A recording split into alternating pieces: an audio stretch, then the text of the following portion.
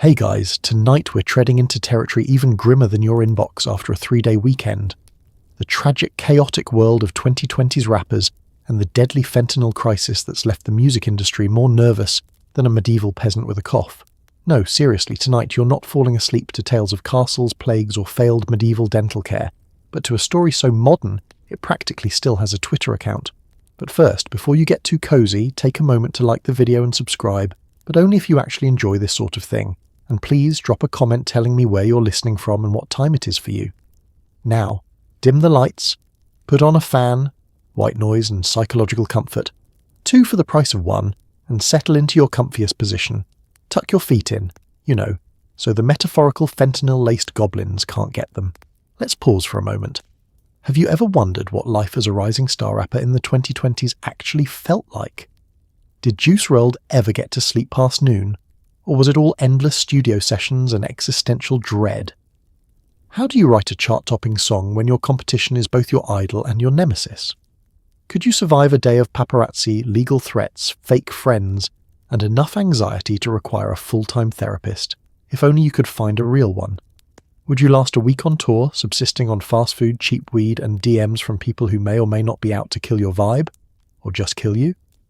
Could you resist the pull of numbness in a world where painkillers are easier to find than good advice? What does it actually feel like to realize your life story is trending on Twitter for all the wrong reasons? And now, congratulations. You've just woken up in 2017, on the cusp of viral stardom with nothing in your fridge except expired takeout, a bottle of cough syrup, and a handful of friends who may or may not be writing diss tracks about you as you sleep. Good luck. You're hunched over a battered laptop in your mum's spare room. Headphones on, heart racing. The beat you just made sounds actually kind of fire. You upload your first track to SoundCloud, hit share, and wait for the magic internet points to roll in. Welcome to the early days of your rap career, where dreams are as cheap as the software you pirated, and every fire emoji comment feels like a Grammy. Let's talk about your workspace. If medieval peasants had dirt floors and straw mattresses, you've got a sagging futon, some Taco Bell wrappers, and a broken desk lamp that only works if you hit it just right. The air is heavy with the scent of instant ramen, sweat, and ambition, plus a subtle note of fear every time your mum knocks on the door asking why her power bill just doubled. Every SoundCloud rapper's career begins here, not in a studio padded with gold records, but in a closet so cramped you could high-five your own anxiety. Your recording setup? A tangled web of cheap cables, a USB mic you bought on eBay, and a stack of textbooks propping up your sound booth, which is just a hoodie stretched over a chair. You rap quietly so the neighbours don't hear, but loud enough that the kid upstairs can sample your best bars for his Fortnite montage. This is hip-hop's version of a medieval cottage industry, bootstrapped, underfunded, and deeply personal. But here's the magic. Despite the technical setbacks, the world feels huge and possible. SoundCloud is a digital Wild West where everyone's mixtape is about to blow up, and the top trending artist might be a guy who recorded his ad-libs between dishwasher cycles. There's no label exec breathing down your neck, just a million other kids with GarageBand and dreams bigger than their bandwidth. Uploading a track here is like sending a bottle out to sea. Sometimes it gets found, sometimes it just drifts. But either way, you get to write your message and hope for the best. You check your phone every 5 seconds for a notification, a like, a repost, maybe even a DM from someone with more than 200 followers. Every new play feels like a small miracle, every comment a dose of adrenaline. Did at TrapDad420 just call your flow next level? Is that validation? It doesn't matter if your audience is mostly bots, your grandma, and a suspiciously supportive classmate. For a moment, you are an artist, an influencer, and a potential superstar, all from the comfort of your mum's guest towels. Social media is your stage, and you work it like a medieval town crier with Wi-Fi. You tweet out links, spam group chats, and post Instagram stories hyping your single that honestly still has a weird pop in the second verse. You're not just rapping, you're hustling, designing your own cover art in MS Paint, making memes about your own music, and sending awkward DMs to people you barely know. Bro, peep my track FR. In another age, you'd be outside handing out burned CDs in a parking lot. Now you're just haunting the algorithm. But with every digital high comes a fresh wave of self-doubt. You wonder if you're really good, or just another kid yelling into the digital void. The numbers fluctuate, 10 plays, then 100, then back down when you realise half of them are you refreshing the page. It's a roller coaster, powered by hope, caffeine, and the crushing need to be seen. Still, late at night, with your headphones on and your own beat echoing in your ears, you feel something like victory. You made something from nothing. The music is yours. No label, no gatekeeper, just you and the echoing possibility that someone, somewhere, is listening and nodding along, even if it's just your mum, who still thinks you should go to college just in case. You close your laptop, heart still racing, and stare at the ceiling. In the morning you'll go back to work or class or whatever grind pays for the next month of Wi-Fi. But tonight, you're a pioneer. You're a SoundCloud rapper at the dawn of a digital renaissance. And in this little room, the world is huge, and you, somehow, are right at the centre of it. One morning, you wake up to a notification avalanche. Your song is everywhere. Blogs, Twitter, maybe even a TikTok dance challenge you'll pretend not to hate. It's exhilarating and terrifying. Suddenly everyone has an opinion about you and none of them have actually met you. Let's talk about those notifications. At first they're thrilling, like finding a 20 in your laundry or realising the Wi-Fi actually reaches the bathroom. You scroll with trembling fingers, heart thumping, half expecting the universe to pop out of your phone and give you a congratulatory fist bump. You've made it. Or at least, you've made it to the point where you can no longer keep up with your own mentions. The dopamine hits come faster than a medieval peasant catching fleas, and you're loving every minute, for about 3 hours. Then the panic creeps in. Your phone sounds like a car alarm in a hailstorm. It vibrates itself off the nightstand, colliding with an old water bottle and your dreams of a quiet morning. You scroll through the comments and realise the internet's favourite sport isn't cheering for underdogs, it's competitive nitpicking. Suddenly, you've been accused of being industry plant number 4018. Your hairstyle is trending in the reasons not to cut your own bang subreddit, and your lyrics have been dissected by a 12-year-old with more followers than you have brain cells awake right now. Your DMs are a museum of human emotion. Fans offer to name their children after you. One even sends you a photo of a baby with suspiciously wide eyes. Critics want you to go back to 2017. You're not sure why. A bored journalist asks for an interview, but also wants to know what you had for breakfast and if you'd consider collaborating with a hamster who makes lo-fi beats. Welcome to the digital spotlight, where anonymity goes to die, and everyone thinks they know you because you rhyme pain with rain. Let's talk about viral fame's favourite sidekick, anxiety. You're suddenly self-conscious about everything. The tweet you wrote at 3 a.m. now has 5,000 likes and 300 replies, debating whether your existential meme is deeply profound or a cry for help. You try to keep up, but there are too many platforms, too many hot takes, and not nearly enough emotional support squirrels in your life. It's a little like being dropped into a medieval marketplace with a megaphone taped to your face. Everyone can see you. Most are shouting advice, and at least 3 people are offering to fix your aura for a reasonable fee. You start to see yourself in 2 dimensions. There's you the person, the one still wearing pyjama pants, and wondering if it's socially acceptable to eat ramen for breakfast. Then there's you, the brand. The capital Y version who's supposed to have witty comebacks, fresh content and opinions about every trending topic, all while looking camera-ready and emotionally unbothered. You're playing chess against the internet, but you're only allowed to move your pawns. Even the people closest to you act weird. Old classmates pop up from the digital graveyard to congratulate you, followed by a suspiciously long story about how they always knew you'd blow up, and by the way, could you retweet their GoFundMe? Relatives who never liked rap are suddenly authorities on your unique approach to lyricism. Your group chats become divided between genuine support, memes about your new haircut, and at least one friend who now refers to you as my famous friend at parties. But for every awkward moment, there's also a little magic. Somewhere, a kid in a bedroom on the other side of the world is learning your lyrics, filming a TikTok dance, and feeling less alone. Your song soundtracks late-night drives, heartbreaks, and awkward family dinners. For a minute, just a minute, you're part of the soundtrack of someone else's life. You lie back, staring at the cracked ceiling, phone buzzing endlessly by your side. Fame, it turns out, is less of a fairy tale and more of an avalanche. You survive by building snowmen out of criticism and learning to nap with one eye open. Going viral means the world finally hears you, but it also means you can never quite turn the volume all the way down again. New faces pop up, managers, producers, clout chasers. They talk big about loyalty, but somehow their loyalty is always proportional to your follower count. You try to remember who's actually got your back, and who just wants an invite to your next networking party. Suddenly, every day is a parade of business cards and sly grins. Some of these people slide into your DMs with a "bro, you're gonna be huge," followed quickly by a contract written in Comic Sans. Others hang around the studio with nothing but opinions and a backpack full of opportunities. You used to recognize everyone at your shows. Now there's always someone in the corner wearing sunglasses indoors, texting furiously and telling anyone who will listen that you're like family, man. You try to hold on to the real ones. The childhood friends who still call you by your government name. The cousin who roasted your first mixtape. The neighbour who remembers you rapping in your greige badly. But the further you get into the game, the harder it is to tell. Everyone starts to sound like an old infomercial, promises quick results, and but wait, there's more. Now featuring vague threats about what might happen if you sign with someone else.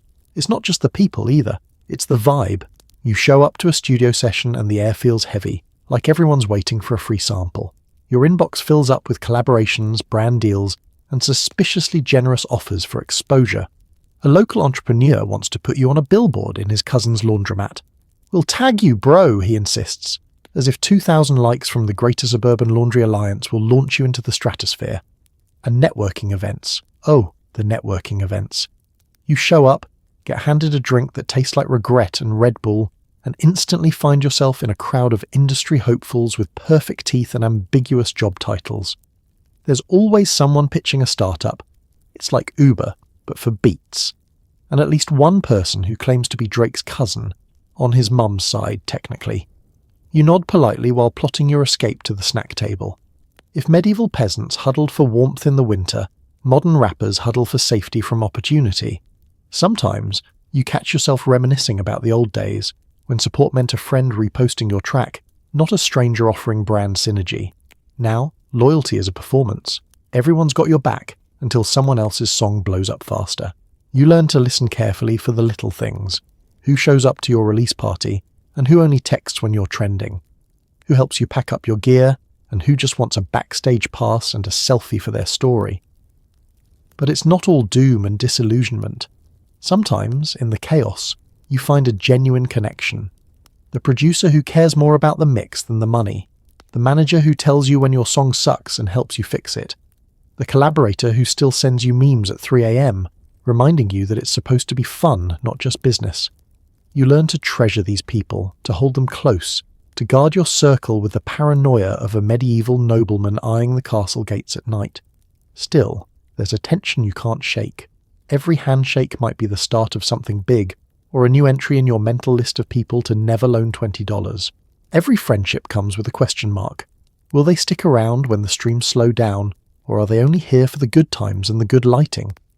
In the end, you realize it's less about cutting out the fakes, and more about keeping your own intentions clear. You keep showing up, keep making music, keep laughing with the ones who matter, and keep your eyes open for the guy in the corner with a contract in one hand and a camera in the other. Because in the music world, fast friends are everywhere, but real ones are rare and worth their weight in gold even if they never once say networking without wincing. The first check hits your account. It's more money than you've ever seen, and it vanishes faster than a medieval peasant's loaf of bread. Suddenly everyone wants a piece. Your cousin, your landlord, a stranger from high school who now claims you're soulmates. You consider switching to accounting, then remember you can't count past 16. The money arrives with a dramatic electronic chime, one glorious deposit glowing on your phone like the Holy Grail. You stare at the numbers for a minute, wondering if they added a 0 by mistake. Your hands shake a little. This is it. You're rich. Sort of. Or at least you can buy something other than gas station taquitos for lunch. For about 45 seconds, life feels like the end of a sports movie, swelling strings and triumphant montage included. But the music stops as soon as you remember. You live in the real world, and the real world has bills. Your landlord texts you at 7:01 a.m, somehow aware that money has landed in your account. Rent's due, he says, followed by 3 emojis and a suspicious link to his band's new single. Your cousin calls next, remember him? The one who used to eat your Lunchables and never gave them back. He's got a business opportunity, which is code for "please Venmo me $300 and don't ask questions." Meanwhile, your inbox fills up like a cursed medieval grain silo. Old classmates come crawling out of the woodwork, all of them with tragic backstories and sudden entrepreneurial spirit. There's the girl who sat behind you in sophomore bio. Now convinced you two are star-crossed lovers. There's your neighbour from childhood, suddenly needing a loan to start his kombucha NFT startup. Everybody you've ever met, and some you're pretty sure you haven't, needs a favour, a retweet, or a cosign for their bail hearing. You try to set boundaries, but it's hard when people frame every ask as supporting local artists. You want to say no, but you also want to be nice, plus half of them have your mum's phone number. You wonder if this is how medieval kings felt when the peasants lined up outside the palace, all clutching suspiciously heartfelt letters and homemade pies. Then there's you, alone in your room, trying to budget. You download 3 different financial apps, each with more features than a spaceship and less guidance than a fortune cookie. You watch a YouTube tutorial titled Financial Freedom for Creatives, but the host's first advice is never spend money, which feels a little late. You buy a new pair of sneakers for the brand. You treat yourself to dinner out, a place with real plates and napkins. You tip the server like a benevolent noble, then remember taxes exist and immediately consider selling your sneakers back. Your friends start dropping hints. Man, you're killing it, they say, eyes darting toward the check at dinner. You end up paying, telling yourself it's networking. Your bank account disagrees. You try to keep track of who owes you, but the Notes app on your phone just turns into a list of people who now avoid your calls. The money slips away, one treat yourself at a time. First, the new phone, because you need it for work. Then, a new jacket. Then, just one more dinner, because who knows when the next check will come. You start to understand why celebrities always end up on reality TV. It's either that or start an OnlyFans explaining your budgeting journey. Still, even as the cash evaporates, you can't help but smile a little. You're living the dream, or at least a dream. Sure, it's expensive, confusing, and kind of terrifying, but you made it here. And for one perfect second, you get to buy your mum a nice birthday present, pay off a little debt, and maybe, just maybe, splurge on dessert without guilt. That's the real luxury. And if your cousin never pays you back, well, that's just tradition. You're living the dream. A new city every night, endless fans, free snacks. And by dream, I mean sleep deprivation, $40 airport sandwiches, and hotels so generic you wake up convinced you've been abducted by corporate aliens. Your body? Held together by caffeine, adrenaline, and the promise of free Wi-Fi. Touring sounds glamorous until you're actually doing it. Your suitcase doubles as a pillow and your sense of time vanishes faster than your per diem. You wake up in Cleveland, maybe? Or is it Omaha? The view out your hotel window is always the same. A parking lot, a sad palm tree, and that one guy in the tie smoking a cigarette who's probably seen you come and go 3 times this week. You start to wonder if you're on tour or just trapped in an elaborate escape room with worse snacks. Every morning, or whatever passes for morning now, you drag yourself out of bed, legs stiff, voice scratchy, eyes searching for the hotel coffee machine like it's the Holy Grail. The continental breakfast is a display of foods no one has ever actually craved. Grey eggs, beige sausages, and fruit that tastes like it's been stored in witness protection. You eat it anyway, because the rider said free meals, and you're nothing if not financially responsible. The real adventure starts at the airport. TSA knows you by name. You have more loyalty points than a medieval knight, but somehow you're still stuck in Group C, shuffling through security in socks you last washed in a hotel sink. Your carry-on is a game of Tetris. Microphone, hoodie, 2 pairs of jeans, and every single charging cable known to man, all shoved into a bag so full you're pretty sure it violates several international treaties. You nap on planes, on buses, on grimy green-room couches that might be sentient. Sleep becomes a distant memory, a rumour you heard from other musicians who pace themselves. You're pretty sure they're lying, but you don't have the energy to fact-check. Instead, you mainline gas station coffee and whatever energy drink the local promoter swears is huge in Europe. Your heart beats at a tempo only a drum machine could love. Backstage, you shake hands with promoters who all have the same haircut, the same pep talk, and the same vague promise of exposure. The green room always has chips, some kind of dip, and a single banana that's already browning. Someone hands you a locally brewed beverage, which tastes suspiciously like the stuff your uncle used to make in his garage. You smile, you nod, you wonder if you can sneak in a nap behind the amp rack before soundcheck. Fans line up outside, excited and shivering in mismatched merch. You try to match their energy, even though your soul is running on airplane mode. Meet and greets are a blur. Hugs, selfies, awkward small talk about the weather, and that one guy who insists on telling you how your second album changed his life, but not as much as your first. You autograph shirts, arms, and the occasional forehead, wondering if medieval bards had to deal with this, or if their VIP packages just involved not dying of dysentery. Then it's showtime. The lights hit, the bass drops, and for 90 minutes, you feel like a superhero. The exhaustion falls away, replaced by pure adrenaline and the roar of a crowd that knows every word. This is why you do it. This is the dream, the part no one can ever really explain, where the sweat, the noise, and the moment collide and suddenly all the rest is worth it. The high fades as soon as you're off stage. You're herded back to the hotel, feet dragging, stomach growling, brain demanding something, anything, other than another $8 energy bar from the minibar. The room smells faintly of desperation and disinfectant. You scroll through social media, trying to catch up with your own life, before finally passing out fully clothed with a TV playing a rerun of Ancient Aliens. Tomorrow, you'll do it all again. Different city, same chaos, a little more tired, but still searching for that next burst of magic on stage. You, your suitcase, your band, and a hope that somewhere in the next town, the Wi-Fi will actually work. And if it doesn't, well, at least the lobby coffee is free. You hurt your back crowd surfing or maybe just sleeping weird on a tour bus bench. The doctor gives you some pills. They work, a little too well. Soon, your morning routine is a cocktail of meds, monster energy, and prayers to the god of not throwing up on stage. It starts off innocently enough. A nagging pain, a doctor who barely looks up from their clipboard, a prescription pad scribbled with something that sounds gentle, scientific, safe. Take as needed, they say, which is basically the same as good luck out there. You toss the bottle into your bag next to the cough drops, old set lists, and your one remaining clean sock.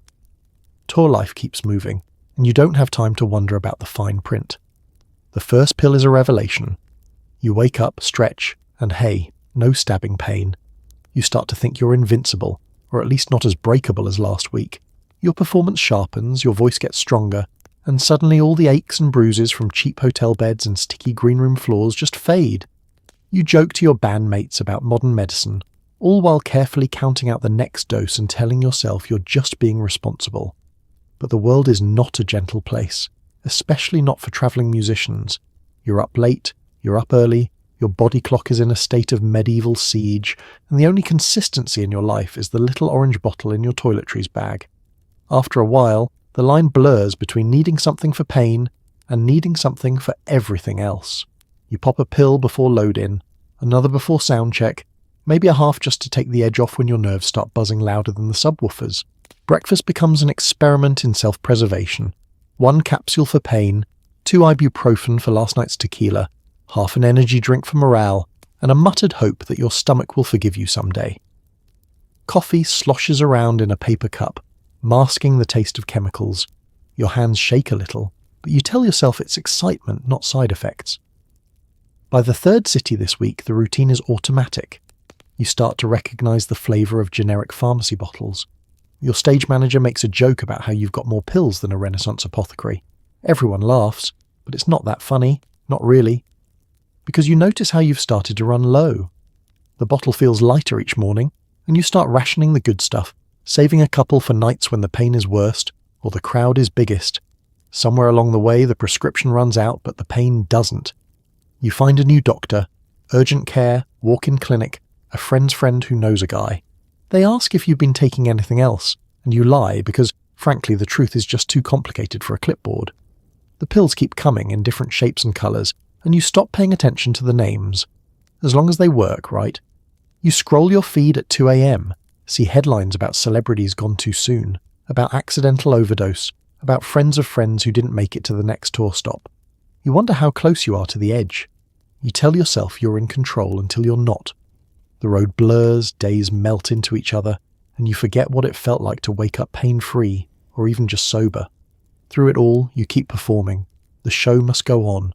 You smile for fans, nod to the manager, thank the promoter for the free drink, all while your body quietly rebels, demanding more. Always more. You swear you'll cut back, just as soon as the tour is over. Just as soon as you make it through one more city, one more set, one more bottle.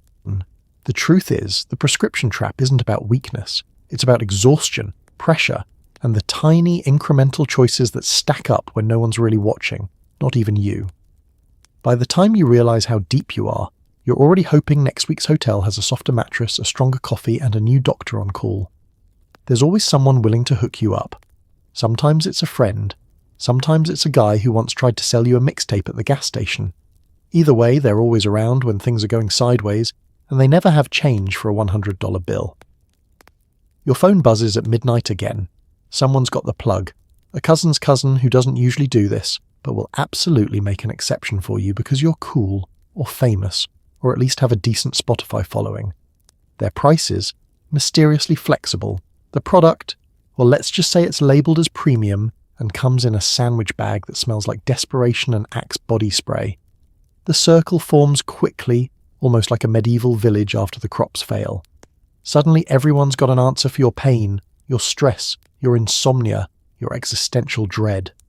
Bro, I got you, they say, like they're offering a blanket, not a shortcut to next week's regrets. You're in the back seat of someone's car, counting crumpled bills, nodding along to a beat that never quite lands, waiting for the drop-off. It's always 5 minutes away, which is dealer time for let's hope you don't have anywhere to be before sunrise. Sometimes it's a party, sometimes a parking lot, sometimes a fast food joint where you're pretty sure the only thing not on the menu is actual food. Your helpers are creative. If there were Olympic medals for finding something to take the edge off, these people would be world champions, at least in the relay. There's always a friend who swears by something new. Take 2 of these, trust me, they say, pushing something across the table with the kind of confidence usually reserved for magicians or tech support. You want to believe them. After all, the world is moving faster than you can keep up, and you're stuck with insomnia and a headache that could register on the Richter scale. So you take the pill, the powder, the totally natural gummy that tastes like floor cleaner, and hope for the best. It's a weird version of self-care, like brushing your teeth with mystery paste and hoping it's at least fluoride adjacent. And the lines blur, fast. There's the friend who just wants to help, who means well but always seems to have a solution that comes in an unmarked bottle. There's the hype man who swears he knows a guy, and the girl in the VIP section who tells you she's got what all the artists use. You learn that helper is a relative term. Sometimes it means someone who'll listen, but more often it's someone who's just as lost as you. Passing around quick fixes in the dark. You wonder how you got here, how it became normal to barter for relief, to measure your anxiety in milligrams, to trust a stranger's advice because they happened to be backstage with someone semi-famous once. The choices are endless. Downers for sleep, uppers for energy, something in between for when you need to just vibe. Everyone's got a story about what works, what nearly killed them, what changed their life, though somehow none of them seem especially changed. There's a camaraderie to it, an absurd kind of brotherhood built around the hope that the next pill, the next powder, the next just one more will make things easier. Sometimes it does, until it doesn't. You laugh together in parking lots, crash on couches, share secrets in the cigarette haze at 2 a.m. You're all in this strange neon-lit boat paddling for the shore, though no one seems quite sure where the land is, or if there even is one. And as the nights stack up, you realize nobody starts out hoping to end up here. Nobody dreams of the day when the guy with the mixtape at the gas station becomes your most reliable connection. But this is tour life, rap life, life. A circus of enablers, helpers, and the occasional friend who brings pizza instead of pills. You hold on to those ones tightly. The rest, well, you hope they eventually find change for that $100 bill, or at least a better mixtape. You try to scroll through the comments, but it's just anxiety with a side of personal attacks. 1 minute you're a genius, the next you're the reason hip-hop is dead. You mute the haters, but their voices echo anyway, usually at 3 a.m. Welcome to the funhouse mirror of the internet, where your self-esteem is measured in likes, your mental health in retweets, and your reputation can swing from icon to industry plant before you've even finished your first coffee. You know you're not supposed to read the comments, but the temptation is too much. Like a medieval peasant staring at a bubbling cauldron and wondering if there's soup or a curse inside, you just have to know. The suspense is paralyzing and also strangely addictive. Every scroll is a roller coaster. First comes the wave of praise, fire emojis, bro you snapped, and at least one marry me from a bot with questionable grammar and 5 followers, all of them named Dave. You bask for a second, feel the dopamine tingle, start composing a clever reply, then you scroll too far and fall off the edge. Suddenly, someone's dissecting your childhood, your fashion choices, and your ability to rhyme love with dove. You're apparently both overrated and criminally slept on, sometimes in the same sentence. It's hard not to take it personally. Even though you know that most trolls are just people arguing with their own microwaves, the hate still gets through. You try to remind yourself, it's not real, it's pixels, pixels, pixels. But at 3 a.m, when you're lying in another bland hotel room with a buzzing minibar and a malfunctioning air conditioner, the words echo a little too loud. You mute, block, report, repeat. The algorithm keeps serving you fresh new drama, like a medieval kitchen staff that only knows how to cook simmering beef stew of rage.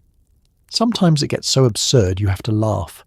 There's a conspiracy theory that you're not even real, just an AI generated by Spotify to sell more playlists. Someone else is convinced you're the secret child of a famous rapper and a reality TV star. A thread emerges debating whether your second verse on a track was the greatest moment in hip-hop or literal auditory pollution. You'd settle for pretty good, but moderation is apparently illegal online. You think about deleting your apps, going full hermit, maybe even buying a flip phone and disappearing to a cabin with no Wi-Fi. But then you remember, your music lives online, your fans live online, and so does every opportunity you've ever had. It's like the world's most exhausting village square, and if you don't show up, you might as well not exist. So you keep posting, you keep scrolling, you tell yourself you're building engagement, though sometimes it feels more like you're building a tower of stress and climbing it barefoot, and there's a dark comedy to the whole thing. People argue about your meaning, your message, your influence. They analyze lines you wrote in 5 minutes at the airport, searching for hidden depth or proof of your decline. You read a think piece by someone who's never made a beat in their life, explaining why your latest track is problematic. You get tagged in memes, reaction videos, and a TikTok where a parrot dances to your song, probably with more rhythm than you. But in between the static, something real happens. You get a message from a fan who says your music helped them through a rough night. Someone shares your song in their story and means it. You find a video of kids in another country singing your chorus, off-key and smiling. That's the stuff that lingers, the reason you put up with the noise, the insults, the emotional whiplash. So you close the app, eventually, knowing tomorrow will bring a new round of takes, hot and cold. You remind yourself that you're not just the sum of your comment section. You're not just a meme, a headline, or a cautionary tale. You're still here, still creating, and in this noisy digital world, sometimes that's the bravest thing you can do. Your circle gets smaller and weirder. Trust is rare. Someone you thought was a friend leaks your demo. Another friend swears loyalty but starts dating your ex. At this point, even your dog is acting suspicious. Fame, it turns out, is the ultimate social distiller. Where you once had a dozen buddies ready to split a pizza and brainstorm lyrics on a Tuesday night, now you've got a rotating cast of hangers-on, hype men, and occasional traitors. Your group chat is a ghost town. 3 people have left, one changed their username to a cryptic emoji, and the last time someone sent a meme, it was actually a veiled diss. Welcome to the modern-day royal court, only with less gold and more receipts. The weirdness creeps in slowly, like mold in a medieval hut. At first, it's just little things. A friend starts using your slang with strangers, or asks for just a small loan and then conveniently forgets your number. You hear rumours about yourself from people you barely know, apparently. You're starring in a Netflix series you've never filmed, and you once threw a television off a hotel balcony. False. It was a toaster, and it was an accident. One day, a demo track leaks online. The song's rough, full of half-finished verses and a hook you freestyled while brushing your teeth. Suddenly the internet is ablaze. Some people love it, others think you've lost your touch. But you know the real story. Only 4 people had that file, and one of them is your mum. She barely knows how to text, let alone upload audio files. You're left to play detective, scrolling through old messages, rereading every bro, trust me for a hidden motive. Trust starts to feel like a relic from a different era. You find yourself wondering who's really got your back and who's just here for the after-party snacks. You test your friends, a little, without meaning to, drop a fake rumour here, mention an imaginary project there just to see how far and how fast the news spreads. Sure enough, 2 days later, your manager asks if you're really launching a vegan hot sauce line with Post Malone. Spoiler, you're not. But if you do, you'll call it spicy post. Even the loyal ones get weird. Your best friend develops a sudden, intense interest in your ex, the same person they swore they'd never even look at. It starts as we're just hanging out, but soon it's candlelit dinners, cryptic Instagram captions, and the kind of inside jokes that make you question the entire timeline of your own relationship. You consider writing a diss track, but then remember, you're tired, and you still want to keep the peace at Thanksgiving. Pets, you thought, would be safe. Unconditional love, right? But even your dog is side-eyeing you now. Maybe it's all the late nights, or the fact that you're too busy to take them for walks. Maybe they've joined forces with the cat, forming a shadowy cabal of disgruntled pets. Or maybe you're just paranoid, but honestly, who can blame you? As your circle shrinks, the people left are a curious mix. A childhood friend who reminds you where you came from, your tour manager who knows all your secrets but only uses them to bargain for better greenroom snacks, and a couple of new faces who might just be as lonely as you are. The rest? They drift away, quietly, like peasants leaving a village after the harvest, searching for the next big thing, the next person to orbit. It's not all lost, though. With a smaller circle, you find space for honesty. The friend who tells you your new single is kind of mid but brings over pizza anyway. The bandmate who lets you vent at 2 a.m. without screenshotting your meltdown. The sibling who doesn't care about your streams, just whether you remembered their birthday. You start to treasure these small islands of realness, even as you build walls against the tide. Fame doesn't just attract hangers-on. It also forces you to get serious about the company you keep. You keep your circle close, your snacks closer, and your dog, well, you keep an eye on him just in case. In the end, that's all you can do. Trust carefully, love cautiously, and always check your demo passwords twice. The world is loud. You want quiet, or at least something resembling peace. The options? Party harder, disappear into substances, or lock yourself in the studio and hope your feelings can be auto-tuned away. Spoiler, they can't. Noise isn't just the bass rattling your teeth on stage. It's the barrage of texts, DMs, and group chats that never really sleep.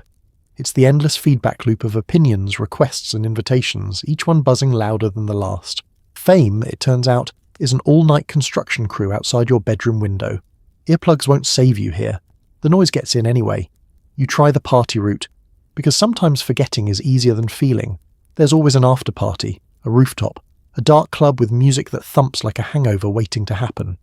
You show up, sunglasses on, midnight naturally, and let yourself get carried by the tide. Someone hands you a drink, someone else something stronger. For a few hours you can pretend you're just another body in the crowd, just another story no one's going to remember in the morning. But the peace you find at the bottom of a red Solo cup is always temporary. The laughter is loud, the lights are low and the jokes are inside, but you never feel quite inside with them.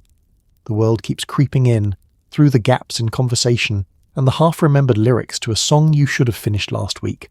Eventually the party ends, the crowd thins, and you're left with the aftertaste of regret and the knowledge that the noise will be waiting for you when you get home. So you try another escape. You disappear. Maybe for a day, maybe for a week. Your phone goes on airplane mode. You cancel plans, ignore emails, let the world spin without you. You tell everyone you're recharging or working on new material, which is the celebrity equivalent of medieval peasants claiming they had to go milk the goat. You order food delivery, binge reality TV, and let your laundry reach heights unseen since the Dark Ages. For a little while, the silence is nice, but too much quiet, and your own thoughts start to sound like critics. You remember why you filled your life with music in the first place, because silence is rarely soothing when it's just you and your insecurities. The studio's supposed to be the sanctuary. You shut the door, stack the tracks, and let the red light tell you when you're allowed to speak. Here, the noise is at least productive. You layer drums, synths, vocals, harmonies. You stack feelings into bars, pain into 808s, and hope into choruses. Sometimes you chase perfection for hours, auto-tune as therapy, plugins as coping mechanisms. You tweak the snare for the 100th time, convinced that if you just get the mix right, everything else will fall into place. But it doesn't. Not really. You can mask your voice, bend every note, bury your feelings beneath layers of reverb, but the emotions always find their way through. The studio becomes a confessional booth, and you're the only one listening. You try to capture the ache in your chest and transform it into something someone else can sing along to. It works, kind of.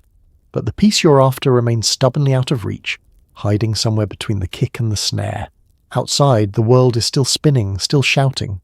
The comments section waits, the group chat pings, the to-do list stretches toward infinity. You step outside the studio, squinting at the daylight, feeling like you've just crawled out of a medieval root cellar. The noise rushes back in, tidal and relentless. You realise, maybe, that escape isn't about running away or drowning out the noise. It's about learning to sit with it, to find your own quiet in the chaos, even if it's just for a beat, a bar, a single verse. Because no matter how hard you try to tune it out, life has a way of slipping through, unfiltered, unauto-tuned, and for better or worse, undeniably real. You are juice-rolled, barely old enough to rent a car, but already feeling 80 on the inside. Your freestyles go viral, your worries do too. Every song is a confession and a cry for help, but no one's sure how to answer. There's always noise around you. Fans, friends, labels, the endless scroll of opinions. You blink and you're not a kid from Chicago anymore. You're the hope of a generation that's tired, anxious, and looking for someone who gets it. The music pours out of you like rain, words spilling onto tracks faster than you can process them. In interviews, they call you a prodigy. You just call it Tuesday. Every day the pressure cooks a little hotter. The studio becomes your sanctuary and your prison, a safe house built on late-night sessions, junk food wrappers, and beats that thump so hard they rattle your bones. You can freestyle about anything. Heartbreak, fear, addiction. How weird it is to be famous and still feel so alone. The mic is always listening. Sometimes you wonder if it hears what you're not saying too. People want a piece of you. Everyone's got a question, an angle, a request for just one more verse, one more feature. You try to keep up. Some days you're generous, handing out melodies and jokes like Halloween candy. Other days you barely want to open your eyes, let alone your heart. The world expects a poet. Sometimes all you can manage is a sigh. There's a surreal comedy to how fast everything changes. 1 minute you're recording in your bedroom, the next you're flying on private jets with strangers who call you family but still can't spell your name right in a text. You nap in the green room, wake up, and realise you have no idea what city you're in. The clock says noon, but your body insists it's 4 a.m. Somewhere a handler shoves a sandwich at you and reminds you that sound check is in 12 minutes. In interviews you try to be real, about the struggles, the mental health, the dreams that won't leave you alone even after you wake up. Sometimes people nod, sometimes they just want a headline. You become fluent in the art of saying everything and nothing at the same time. The world says vulnerable, but it mostly just wants you to bleed on beat and smile for the camera. You know you should rest, but sleep is elusive. Your brain is always writing, always revising, always playing that one beat. From 3 weeks ago you never quite finished. You find comfort in old cartoons, fast food, and late-night phone calls with people who knew you before the world did. Every so often you get a few hours of peace, and you wonder if this is what normal feels like. The music helps, until it doesn't. Every song is therapy, but the therapist is you, and the session never really ends. The crowds roar, the charts climb, and you ride the wave, hoping you don't wipe out in front of everyone. Some nights, the roar of the audience drowns out the static in your head. Other nights, the silence backstage is deafening. People think you have it all figured out, that every lyric is a grand plan. Truth is, you're figuring it out live, one track at a time. You laugh with your friends, send memes, drop a freestyle on Instagram, and wonder if anyone else is as scared as you are. Your DMs fill with messages, fans saying thank you, friends saying they're worried, strangers sending confessions that sound a lot like your own. You make another song, pour in another piece of your soul, and hope that maybe this time someone hears the real message. That maybe someone will understand, will answer, will help. But for now, you keep rapping, keep dreaming, keep searching for peace in a world that's always, always listening. The world loves you for your goofball energy and soulful hooks, but inside it feels like you're drowning in expectations, heartbreak, and leftover pizza boxes. You try to grow up publicly, but every attempt at sobriety is front-page news. The spotlight follows you everywhere, sometimes warm and sometimes blinding. Fans see the kid who can turn a punchline into a chorus and a missed alarm clock into a viral meme. You're the life of the party, the guy everyone wants to hang with, at least until the party's over and the streamers start to look like failed resolutions. Alone, it's quieter, and every pile of laundry feels like an accusation. The pizza boxes aren't just leftovers. They're trophies from nights spent searching for comfort in delivery apps and old cartoons. Growing up in public is a strange form of performance art. Every haircut is scrutinized, every tweet dissected, every blurry paparazzi photo hotly debated by people who have never tried to make it through a Monday without caffeine and 3 playlists for emotional support. You try to keep it light, because that's what people expect. Jokes, quips, maybe a little self-deprecation. But inside there's a gravity pulling you sideways, a pressure that doesn't let up even when the applause dies down. Sobriety is supposed to be a private journey, but in your world it's breaking news. Every time you try to slow down, someone's taking notes. Tabloids hunt for relapse rumours like truffle pigs. Is Mac okay? Trends on Twitter at 2 a.m, which is never a comforting thing to wake up to. You want to say yes, sometimes you do, but it's hard to convince yourself when half the world is waiting to see you trip. You build routines, small anchors to hold you steady, studio time, a call with your mum, the comfort of old friends who knew you before the fame. The music helps. You pour everything into it. Pain, joy, uncertainty, the feeling you get when a loved one's number lights up your phone at the perfect moment. Your songs become journals, confessionals, lifelines. Sometimes, in the booth, you remember how fun it all used to be. Sometimes, you just hope the next track helps someone else get through the day. But the temptations are always there. Every city smells the same. Stale beer, neon, sweat, and regret. Backstage, there's always a drink in someone's hand and an invitation to forget what you're trying to remember. Some nights you go home early, some nights you don't. You keep thinking you'll find balance, work hard, play hard, sleep sometimes. But the world keeps spinning, and it's easy to lose your footing. Heartbreak lingers too. Love songs turn into therapy sessions set to a beat. The phone buzzes with messages you can't bring yourself to answer. Friends try to pull you back, but some days, the pull of your own doubts is stronger. You wonder if anyone really knows you, the you who's off stage, who's tired, who's scared he'll never get it right. You laugh through the pain, because it's easier. You become a master of the casual shrug, the self-roast, the deflecting joke. People think you're carefree. You wish it were true. The real Mac is somewhere in the music, in the quiet between the notes, in the way you linger on the keys after a session ends. And yet, through all the noise and nonsense, you keep going. You show up, you write, you sing. You hope the next song helps. If not you, then someone. Because if there's one thing you've learned, it's that surviving isn't about being perfect. It's about honesty, humour, and the stubborn hope that tomorrow you'll get a little closer to peace. So you take a breath, clear a space on the couch, and get back to work. The world is still watching, but for now it's just you, the music, and maybe a little leftover pizza. You've got a face full of tattoos and a heart full of sad songs. Lil Peep is the poster child for sad rap, but he's also a soft-spoken kid who just wanted to make art and not have to answer DMs from people named XX Sad Boys Xteen and XX. Every morning, you wake up somewhere between 2 time zones and a pile of thrift store hoodies. Your phone buzzes endlessly. Fans, friends, strangers, and internet personalities with usernames longer than your set list.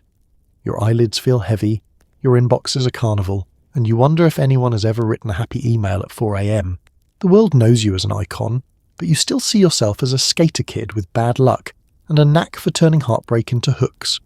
The world is watching, always. Your Instagram is an art gallery, half selfies, half surreal collages, all punctuated by fans declaring undying love or critiquing your hair. You try to reply sometimes, but the messages blur together. You saved my life. You ruined my day. Will you marry me? Can you send me free merch? Most days you want to say thank you. Some days you want to disappear into a thrift store rack and not come out until next season. Making music is your anchor. The beats are moody. The lyrics are confessions. The melodies land somewhere between lullabies and slow-motion car crashes. You record wherever you can, bedrooms, basements, hotel rooms that smell like cigarettes and stale ambition. Sometimes you hit record just to drown out the noise in your head, layering your voice with hope and static until you remember why you started this in the first place. There's beauty in your messiness. The face tattoos that make parents nervous are just reminders. Stay weird, stay visible, make every scar into a signature. Your friends are a band of lost boys, dreamers and artists, some with more piercings than sense, all of them looking for somewhere to belong. The tour bus feels like home, except when it doesn't. Some nights, it's all laughter and cheap snacks, everyone watching memes and pretending life is simple. Other nights, silence lingers. You scroll through your camera roll trying to piece together the last few days. Sometimes you're not sure if you're running from something or chasing it. The internet circus is relentless. New fans arrive with every upload, each bringing their own hopes, pain, and screenshots. You see tribute tattoos of your face on people you'll never meet. There are Twitter wars about your lyrics, Reddit threads guessing your favorite cereal, and memes that make you laugh and cringe at the same time. Some days the circus feels like family. Other days it's a hungry crowd demanding more tricks, more tears, more pieces of you. You try to find peace in small things, a good sandwich, a song you wrote at 3 a.m. that actually makes sense in the daylight, a friend's dumb joke. Your mum texts asking if you're eating enough. You promise you are, even if breakfast was Red Bull and leftover birthday cake. The little joys help. So does the art. Creating is survival, a way to stitch together the beauty and the pain, to remind yourself and everyone listening that it's okay to be a little bit broken. But it's not easy. Some nights, the weight of it all presses down like 1,000 unread notifications. You wonder what would happen if you just vanished, if you deleted your accounts, if you lived quietly for a while. You think about escape. Then you write a song about it. The circus goes on.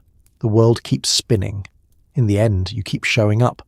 Face tattoos and all. You keep making music, answering some DMs, ignoring the rest. You hope that somewhere out there, another kid in another bedroom hears your song and feels a little less alone. Because if there's one thing you've learned, it's that pain shared is pain halved. And beauty, even in the circus, is worth chasing. Your usual guy says he's got something better, stronger, safer. Spoiler, it's not. Fentanyl creeps into your life disguised as the usual stuff until it isn't. Suddenly you're playing Russian roulette with every pill, and nobody told you the gun was fully loaded. It happens slowly, then all at once. You meet up behind a convenience store or in the back of someone's questionable sedan, and your dealer flashes a smile that promises the world. "Trust me," he says, waving a tiny bag like it's an invitation to a secret club. He tells you it's just like what you're used to, same relief, better high, safer even. He says the word pharmaceutical with the confidence of a medieval apothecary selling snake oil and questionable herbs to peasants desperate for a cure. You want to believe him. You want to believe anyone who offers an exit ramp from the noise, the pain, the endless shuffle from city to city and show to show. The pills look familiar.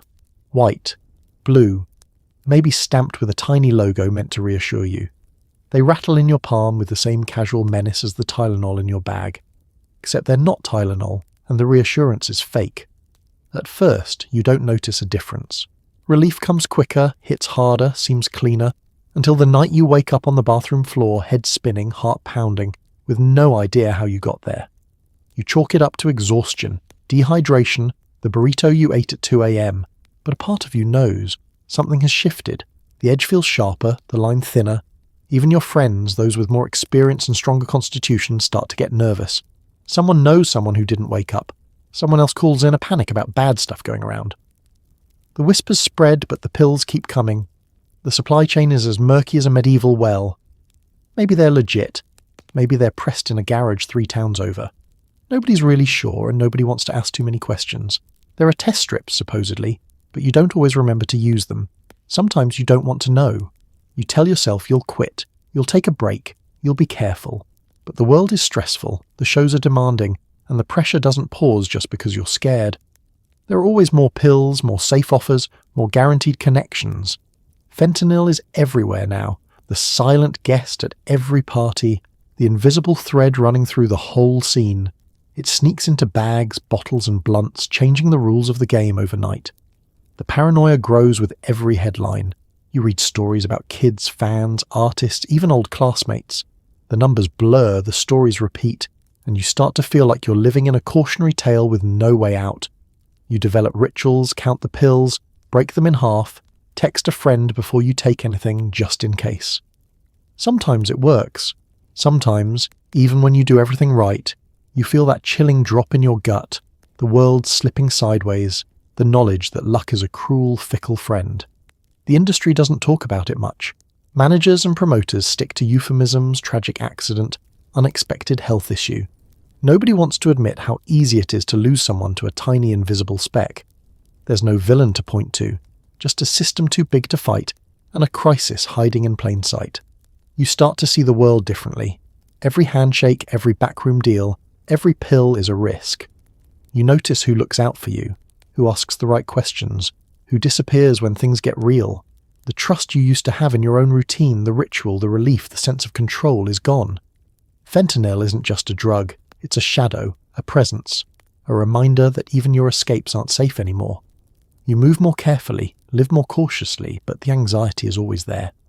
The dealer's new clothes were never really new. They were just a new disguise for the oldest danger in the book.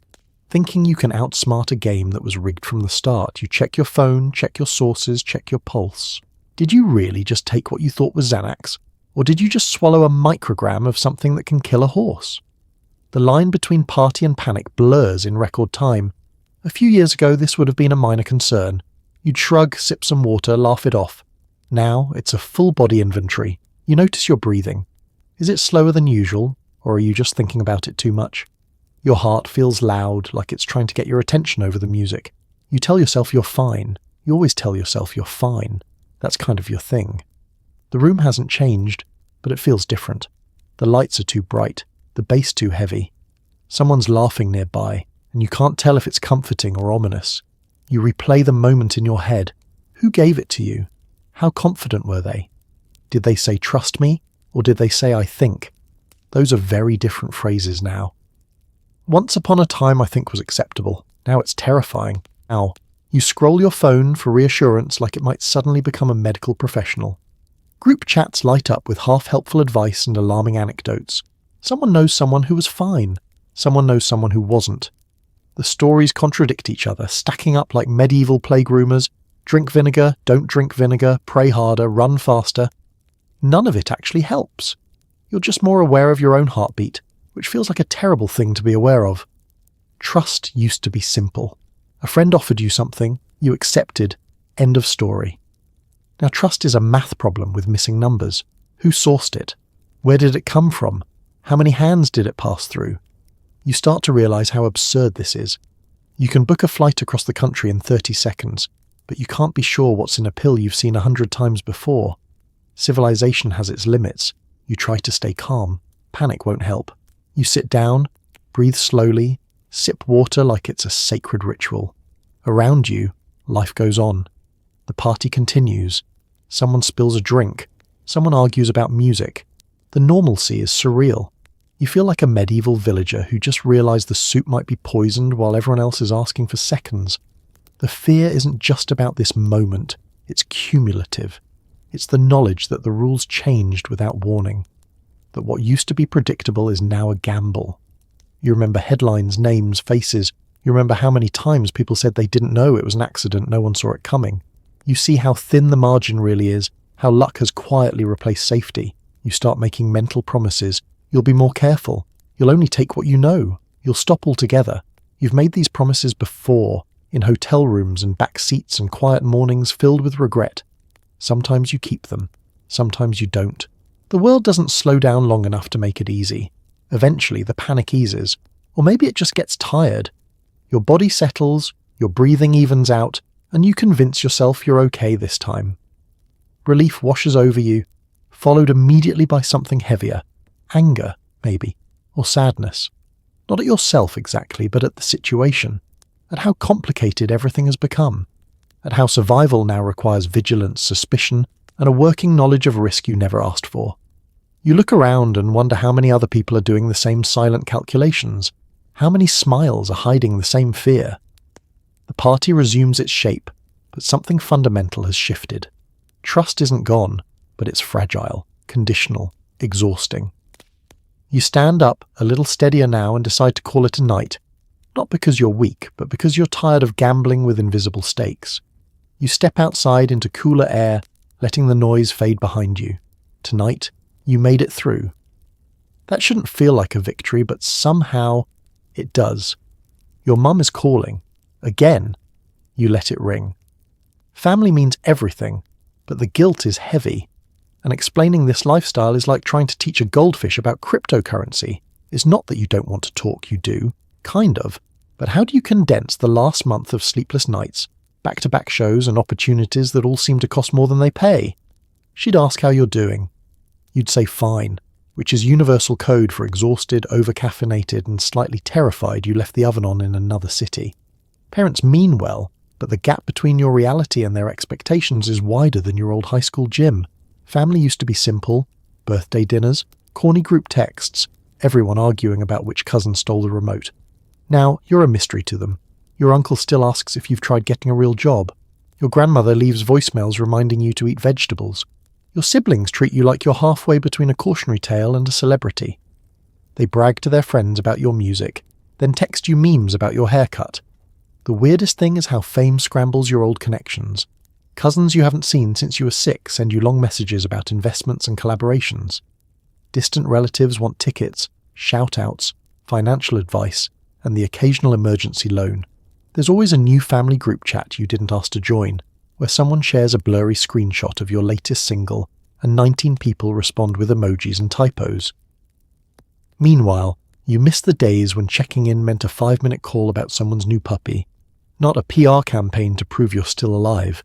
Your parents try to be supportive, but their advice is a mashup of self-help slogans, local gossip, and questions about that one rapper you did a song with, the one with the face. You want to reassure them, but it's hard to translate tour life into suburban small talk. Sometimes you cave and answer the call. Your mum's voice is warm, familiar, cutting through the static and the stress. She asks about your health, your eating habits, your sleep. Ha! You try to explain the reality: late nights, fast food, exhaustion, the high of a good crowd, the weirdness of signing sneakers in a gas station parking lot. She listens, but you can hear the worry behind every "that's nice, dear." She asks if you're safe, if you're happy, if you've been to the dentist. You promise you're fine. You say you'll call again soon. You mean it, but the days blur and the guilt piles up. Family gatherings are a whole new level of strange. Thanksgiving turns into a Q&A session, with relatives gently interrogating you about Spotify numbers and industry connections. Someone always brings up that one scandal you thought everyone had forgotten. You dodge questions, pass the mashed potatoes, and try to focus on the comfort of old routines, sibling squabbles, bad jokes, and the comfort of knowing that for at least a few hours you're just another member of the family, not a headline. But no matter how complicated things get, family is the one connection that doesn't get unfollowed. They remember your real name, your favourite food, the year you broke your arm climbing the garage. They worry about you in ways nobody else can, and their love is both a weight and a lifeline. You may not always know how to talk to them, but you feel their support in every awkward text and every just checking in call. At the end of the day, the music fades, the crowds go home, and you're left with the people who knew you long before the world did. You're still their kid, their sibling, their cousin, the one who doesn't always call back but who always comes home eventually, even if it's just for leftovers and a little peace. The booth used to feel safe. Now it's more like a padded cell where your own thoughts bounce off the walls. The pressure to drop another hit is suffocating. There's always someone waiting for you to fail. Once the studio was your fortress. 4 walls and 1,000 possibilities, a blank canvas with a beat. You'd walk in with a handful of lines and a head full of ideas, close the door, and for a few golden hours the outside world faded. The mic was a confessional booth. Every take, a shot at immortality, or at least 3 minutes of truth. Nobody told you the booth could become a box. Now you step inside and the air feels heavier. Maybe it's all the energy drinks, maybe it's the expectation. The red recording light blinks at you, impatient and a little bit judgmental. You start to wonder if it's always been this bright. Your producer sits behind the glass, scrolling through his phone, pretending not to notice that you've recorded the same verse 12 times, and still can't decide if pain rhymes better with fame or shame. Outside, people are waiting for the next big thing. There are managers watching the charts, agents watching the clock, fans dissecting every Instagram post. You feel them even when you're alone in the booth. Each new track is a test. Are you still relevant, still clever, still worth listening to?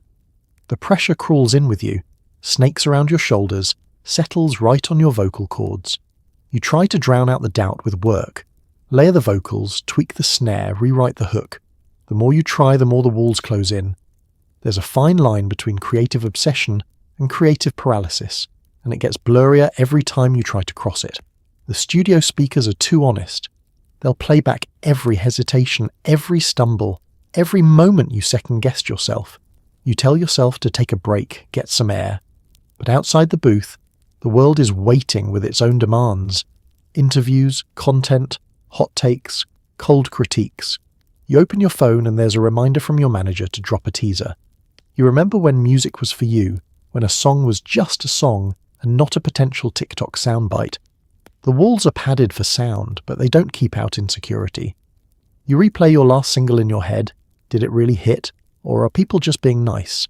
You start to envy the medieval monks who only had to worry about hitting the right note in a cold stone chapel. There was no streaming algorithm in the 40th century, just monks, mice, and maybe a little existential dread about the Black Death. You, on the other hand, are fighting a different kind of plague, the tyranny of the next release. Sometimes you catch a groove. The words flow, the melody lands, and for a moment you remember why you started. It feels like freedom, like possibility. You finish a track and hear something real in your own voice. The booth is a sanctuary again, for now. But as soon as you step out, the old doubts slink back. Will this be a hit, or will it disappear?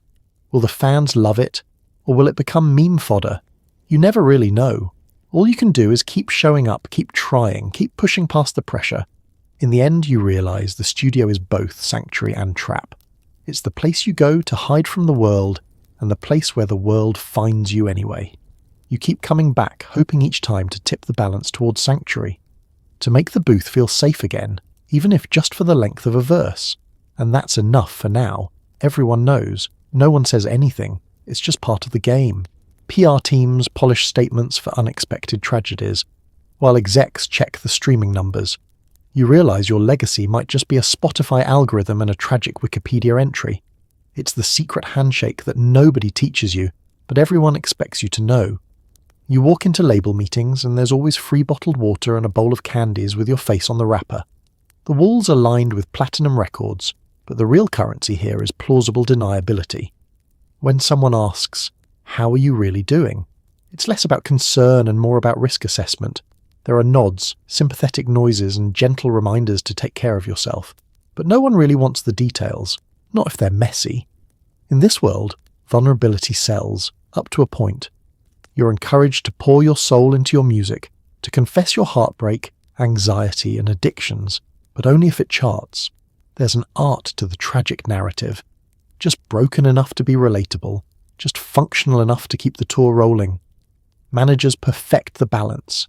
They want you raw and real in the booth, then smiling and unproblematic in front of the camera. The machine runs on silence and spectacle. You notice the patterns. Another artist cancels the tour for health reasons. Another cryptic taking a break from social media post. Another news cycle that starts with concern and ends with hot takes from people who haven't listened to an album since 2012. You scroll past think pieces, hashtags, tribute playlists, and marketing campaigns disguised as memorials. A tragedy, everyone whispers, but the streams are through the roof. Behind closed doors, the story never changes. Execs glance at numbers, do quick math on lifetime value, and quietly shift budgets from artist development to damage control. Someone sends you a gift basket, fruit, self-help books, scented candles. You stare at it, wondering if anyone ever sent these to medieval knights before a joust. Good luck in the battle. Here's some lavender oil and a Spotify gift card. When you need help, it's there, sort of. A list of therapists, a hotline, a label liaison who checks in just often enough to say they did. But the pressure to keep going, to stay productive, to post and promote and be on brand never stops. You learn how to say the right things in interviews, to hint at struggles without derailing the narrative. The industry loves a redemption arc, but only if it fits into the content calendar. You hear stories backstage. Someone's friend overdosed. Someone else had a breakdown. Everyone shakes their head, says, "So sad." But you know how it is. The solution is always the same.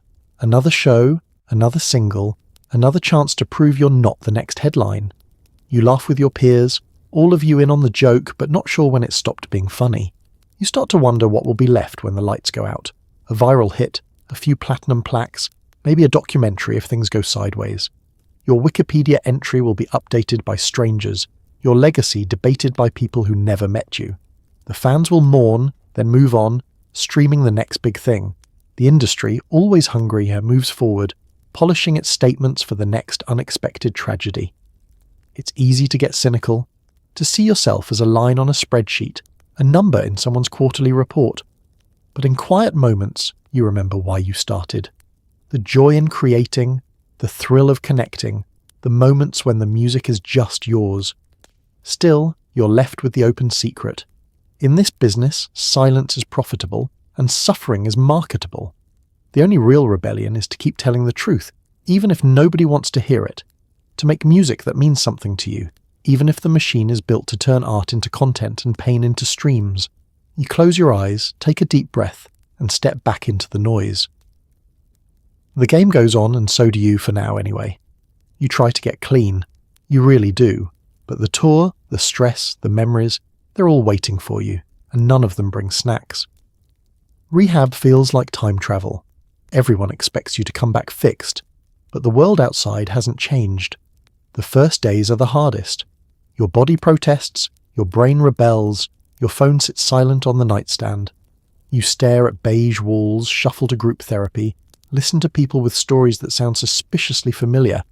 The coffee's bad, the food is worse, and there's always one guy who talks about finding his center like he misplaced it with his car keys. Still, you show up, you journal, you draw, you write lyrics on napkins and hope no one asks to read them. Outside, the world keeps spinning. Fans wonder where you are. Blogs speculate. Your manager fields awkward calls from label execs who want to know when you'll be back in the game. You try to ignore it, focus on getting better, learning about triggers, boundaries, the difference between recovery and just not dying for a bit. You memorize breathing exercises. You actually start to feel hope. Then comes the release. They shake your hand, wish you luck, and send you out into the world with a pamphlet, a follow-up appointment, and a sense that maybe you can do this. The sun is too bright. The air smells too sharp. You put on sunglasses and promise yourself you'll do everything differently this time. But the first test is waiting at the airport. The noise, the lines, the fans with cell phones ready for a selfie or a video you'll never want to see. Someone hands you a drink. Someone else offers you a pill. You politely decline, but your brain keeps score. By the time you're back on tour, your routine is familiar. Soundcheck, show, after-party, endless small talk. You tell yourself you're strong enough. Most days you are. Still, temptation sneaks up when you least expect it. An old friend visits with just a little something to take the edge off. A stressful phone call sends you scrolling through old contacts. The hotel minibar becomes both enemy and confidant. You stare at your reflection in the bathroom mirror and wonder if anyone notices how hard you're trying, or how scared you are to slip. Everyone says, take it one day at a time, but nobody tells you how long a day can feel when you're fighting your own habits. The urge comes and goes. Sometimes you ride it out, sometimes you don't. If you fall, the guilt is instant and heavy, a medieval punishment wheel of shame and secrecy. You tell yourself you'll do better tomorrow. Sometimes you do. Relapse doesn't look dramatic. There's no soundtrack, no montage. It's small choices, little lies. Just tonight. Just this once. Just until things calm down. The world outside keeps demanding more. More music, more content, more stories about how you conquered your demons. Nobody wants to hear about the days you almost didn't. You're supposed to come back fixed, to inspire. But some days, you're just tired. Still, there are victories, quiet, small, uninstagrammable wins. You make it through a week. You call your sponsor, you skip the after party, order room service, and binge cartoons instead. You write a song that doesn't mention painkillers, just for you.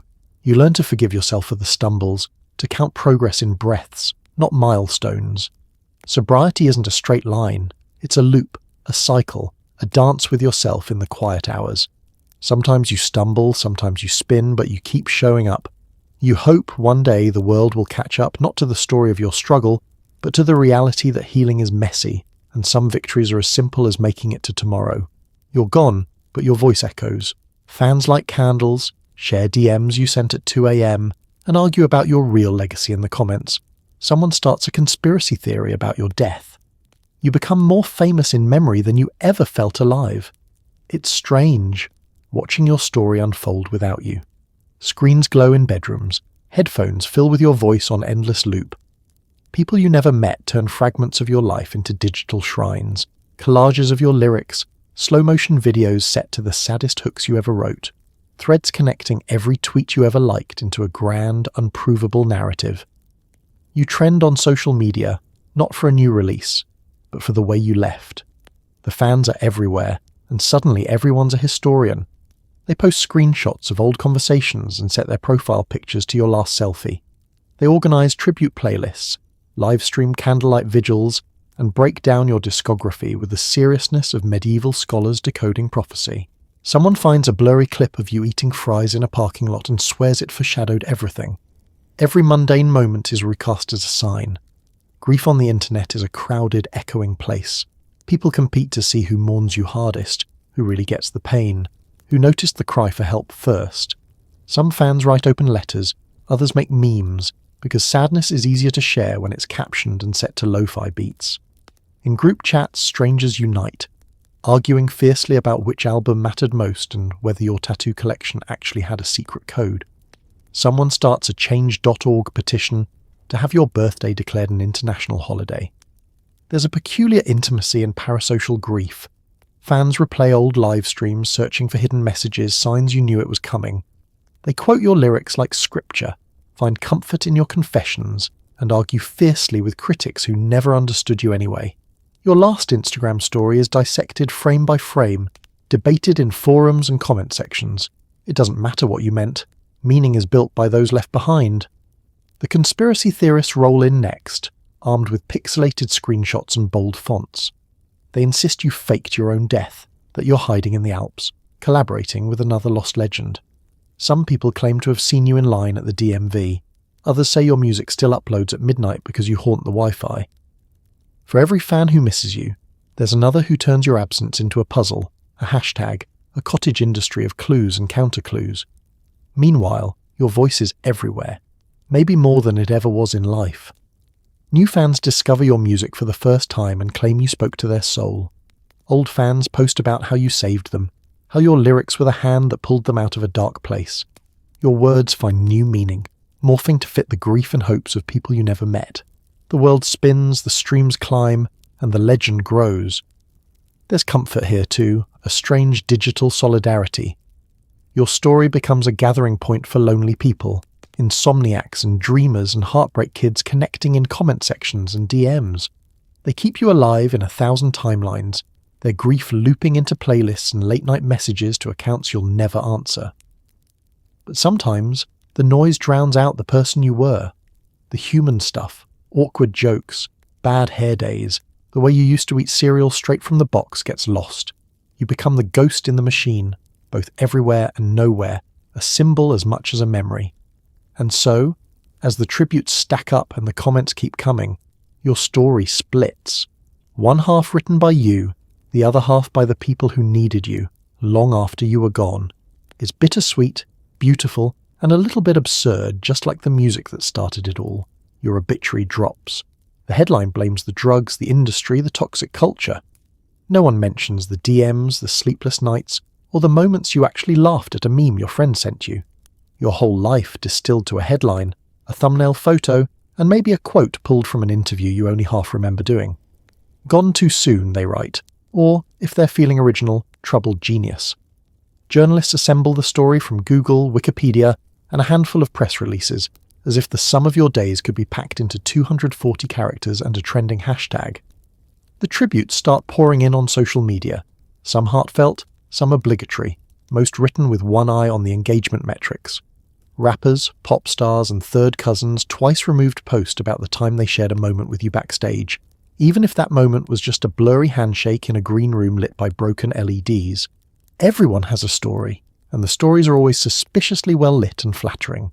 But the real story, that one doesn't fit the format. There's no room for the tiny details, how you ate cereal out of the box in hotel rooms at 3 a.m, or how you could never remember to charge your phone, or how you once cried laughing at a video of a squirrel stealing pizza. The eulogy doesn't mention your favourite snacks, your dumbest fears, or the way you always checked in on the quietest person in the room. There are no sections for awkward hugs, inside jokes, or the way you'd send you up. Texts to friends you knew were struggling just as much as you were. No one mentions the bad days either, the panic attacks, the missed calls, the frantic voice notes you sent at dawn apologising for things you barely remembered. The headlines don't cover the weird in-between moments when you didn't feel like an artist or an icon, just a person trying to string together a couple of peaceful hours between deadlines and expectations. Instead, the world reads your story in fragments. A viral thread about the real cause, a series of tributes quoting your most relatable lyrics, a slideshow of moody photos from your Instagram. Someone creates a thread called The Moments That Made Them, as if your life was a puzzle and they're the only one with the box top. You'd laugh if you could see it. The way your old group chats light up, friends swapping memories that get slightly more exaggerated with each retelling. Someone posts a screenshot of that one time you failed spectacularly at Mario Kart. Another friend quietly mourns the way you always signed off with "love you." Be safe. There's a rush to claim a piece of you, to declare allegiance, to write the definitive take. Your life becomes a trending topic. Yet, beneath the noise, there are whispers of something real. The friend who visits your mom and brings her takeout, the sibling who leaves your favourite hoodie on the back of a chair. There are DMs that never get answered, playlists that keep your memory looping late at night, and hearts that ache in private, outside the glare of thoughts and prayers tweets. For all the public mourning, grief remains stubbornly personal, a knot in someone's stomach, a favourite song suddenly sounding different, a stray joke that hits harder than it should. The world moves on to the next story, the next tragedy, the next trending hashtag. But the real legacy is quieter. It's in the texts you sent, the laughter you shared, the piece of yourself you left behind in people who really knew you, even if the world never gets their story. So your eulogy ends up as a blip, a brief flash of empathy, a wave of hot takes, a digital candle burning out at sunrise. But the real eulogy? That lives in the spaces between the headlines, in memories that no algorithm can measure, in the corners of the heart where you're still alive, unfiltered, for more than 240 characters at a time. Experts appear from nowhere, diagnosing your entire life with the confidence of a medieval doctor wielding leeches. Everyone has a theory. Nobody has a cure. The headlines pile up like laundry, the tragic downfall, a cautionary tale for Gen Z, how fame eats its own. Authors you've never met assemble your story from scraps. Interviews, lyrics, blurry photos, a couple of tweets that aged badly. They quote your friends, your enemies, your second-grade teacher's Facebook post about that one time you forgot your lunch. Everyone has a perspective and none of them seem to agree, except that something, anything, should have been different. It's open season for armchair psychologists and self-declared cultural critics. Someone in a cardigan sits on morning TV and says you are a product of our times. Someone else blames the industry, the parents, the fans, the algorithm, the weather, the moon phase, the night you were born. There are flowcharts, infographics, podcasts, and, inevitably, a documentary. Your life is sliced and served for public consumption, one 15-minute expert interview at a time. There's an absurd confidence to it all. In the think piece universe, every choice you made was a clear signal, every lyric a cry for help, every selfie a symptom. They analyse your trajectory, that word they use for a path they never walked. You watch as strangers debate your coping mechanisms, your childhood, your sense of humour, your caffeine intake. It's like a medieval trial, but with more hyperlinks. Nobody talks about the days you just existed, the ones where nothing happened and you were just another human trying to make it to dinner. No one mentions how much you loved cartoons or how you used to text bad puns to your friends at midnight. The analysis is always grand. Generational malaise, social media addiction, the cost of fame. Everything is a sign. Nothing is allowed to be ordinary. As the story spreads, you become less of a person and more of a phenomenon. Reddit threads sprout up. What could have saved them? Signs we missed. A YouTube channel with a name like Pop Culture Pathologist uploads a 45-minute breakdown of your psychological decline, featuring animated graphs and tragic background music. The comments are full of strangers arguing about the real you, and whether your love of hoodies was a cry for help or just a preference for soft clothing. The irony is, everyone claims to want to prevent the next one. Solutions are everywhere. Better mental health support, stricter management, more real conversations. But when the music fades and the streams slow, it's easier to dissect than to fix. The cycle keeps spinning, propelled by the same pressures and pitfalls no think piece ever seems to solve. And underneath it all, there's the quiet truth. You can't untangle a life by reading its Wikipedia page. The pain, the hope, the mess, it can't be graphed, footnoted, or summarized in 1,000 words or less. Real life is inconvenient, non-linear, deeply personal, and sometimes heartbreakingly random. Still, the experts keep coming. Another op-ed drops, another podcast airs. The world moves on, but the analysis lingers. Your story becomes a template, a teaching moment, a reason for more panels and panels about the panels. But to the ones who really knew you, who saw you on the worst days and loved you anyway, the think pieces are just noise. They remember you as a person. Tired, hopeful, stubborn, funny, absurd, and achingly human. Not a lesson, not a hashtag, but someone who tried, sometimes failed, sometimes soared, but always lived. That's the part no theory can pin down. What went wrong? Maybe everything. Maybe nothing. Maybe you were just here, like the rest of us, doing your best to make a little sense out of the chaos. And maybe, in the end, that's the only story that really matters. By now, fentanyl is everywhere. It's in small towns, big cities, your neighbour's medicine cabinet. It's not just rappers. It's anyone who's ever wanted an escape, a break, or just a moment of silence. Welcome to the new Black Death, delivered in pill form. You see the warnings everywhere, but after a while they all blur together. Be careful. Test your stuff. It's stronger than you think.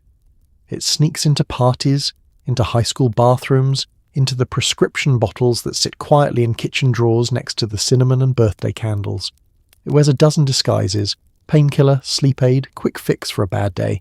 Nobody ever expects it'll be their story trending on Tuesday morning. It's hard to overstate how quickly everything changed. One year you're hearing whispers about a stronger batch going around. The next, you're watching headlines roll in from all over: suburbs, farm towns, city blocks.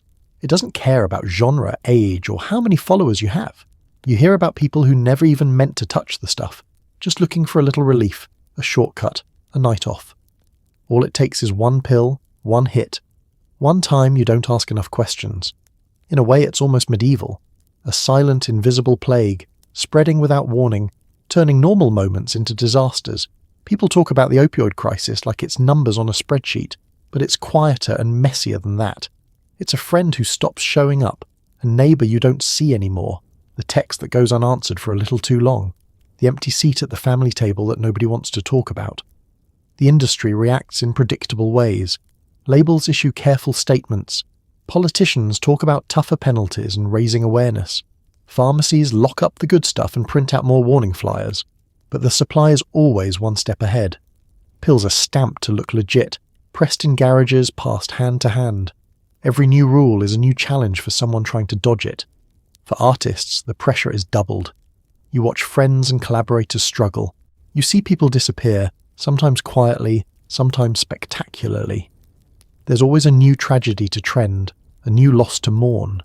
Fans argue about personal responsibility, as if heartbreak, pain, and desperation are simple choices you can just opt out of. They don't see the exhaustion behind the eyes, the way hope gets smaller every time another headline lands. And it's not just the famous. Fentanyl is democratic, in the worst possible sense. It slips into communities already struggling, places that never make the news. It doesn't care if you're the class valedictorian or the guy who works the late shift at the diner. If you're tired, hurting, or just curious, it's there, cheaper, stronger, deadlier than anything that came before. You don't have to be reckless to get caught. You just have to be unlucky. People fight back in whatever ways they can. Harm reduction groups hand out test strips, run workshops, train friends to use Narcan. Parents form advocacy groups, hold vigils, share stories on forums and at school assemblies. The conversation shifts slowly, from punishment to prevention, from shame to support. It's not enough, but it's something. Still, the fear lingers. Every news story, every text you can't answer, every post from someone gone too soon. The feeling that something big and silent has moved in and refuses to leave. The sense that survival now means vigilance, luck, and a whole lot of conversations nobody ever wanted to have. Fentanyl is the modern plague. Faceless, relentless, and heartbreakingly efficient. It turns music into mourning, parties into panic, lives into cautionary tales. The only defense left is honesty, a willingness to talk, to ask questions, to check on each other, to refuse to let silence do its work. And so, you keep going. You watch, you worry, you fight for your friends and for strangers you'll never meet. Because if history teaches us anything, it's that plagues don't last forever, but the scars and the lessons might. Why did this happen? because feeling nothing is sometimes easier than feeling everything. You scroll past tragedies, double tap on disaster, and wonder why nothing hits the same. Maybe it's not just the drugs, maybe it's the world. It's strange, isn't it? The way you can watch breaking news, heartache and absurdity fly by on your phone between ads for hair supplements and instant noodles. There's always another story, someone gone too soon, a scandal, a plea for help drowned out by memes and reaction videos. You notice it's harder to care with the same urgency you once did. Everything feels important and pointless at the same time, like shouting into a canyon and only hearing your own echo bounce back. You try to explain it to yourself. It's the information overload, the constant ping of notifications, the pressure to have an opinion on absolutely everything. You watch the world argue about things you barely understand, watch the hot takes fly by, each one louder than the last. Even joy is scheduled now, holidays and birthdays and album drops announced in 24-hour cycles, measured in likes and retweets. You check your phone and find out you missed a tragedy while you were in the shower. Sometimes you think back to when everything felt sharper, when a good song could lift your mood for a week, or a heartbreak would actually keep you up at night. Now the highs and lows flatten out, replaced by a steady hum of meh. You see your friends do the same, numbing out in their own ways, some with substances, some with shopping carts, some with 3-hour TikTok marathons. If medieval peasants used ale and superstition to take the edge off, you and your crew used DoorDash and distraction. It's easy to blame the drugs, they're the obvious villain, the chemical shortcut. But the truth is, numbness is everywhere, even where the only substance is caffeine. You notice it at parties, in studios, in the scrolling thumbs of friends too tired to laugh at old jokes. Everyone's looking for something to shake them awake. Everyone wants to feel something big, but only if it doesn't hurt too much. Music used to be the escape, but even that is harder now. You write about pain and hope and heartbreak, but sometimes it feels like just another notification, another blip on the endless feed. You wonder who's really listening. You wonder if you are. Some days you try to fight it. You take a walk without your phone, let yourself get bored, watch the clouds drift by. You remember that boredom is just feeling too, restless, alive, a sign that you're still here. You call a friend just to hear their voice. You write something just for yourself. For a minute it works, then the world rushes back in, relentless, and you're back to numbing out just a little, just to make it through. There's a reason for it. Numbness is armor, a survival tactic. When the headlines are too much, when the pressure builds, when everyone you know is posting highlight reels while hiding their panic attacks, it's easier to put your feelings on airplane mode. You tell yourself it's temporary. You'll feel everything tomorrow, after you rest, after the next crisis passes, but the numbness lingers. It settles in your bones, in your inbox, in the awkward spaces between small talk and real talk.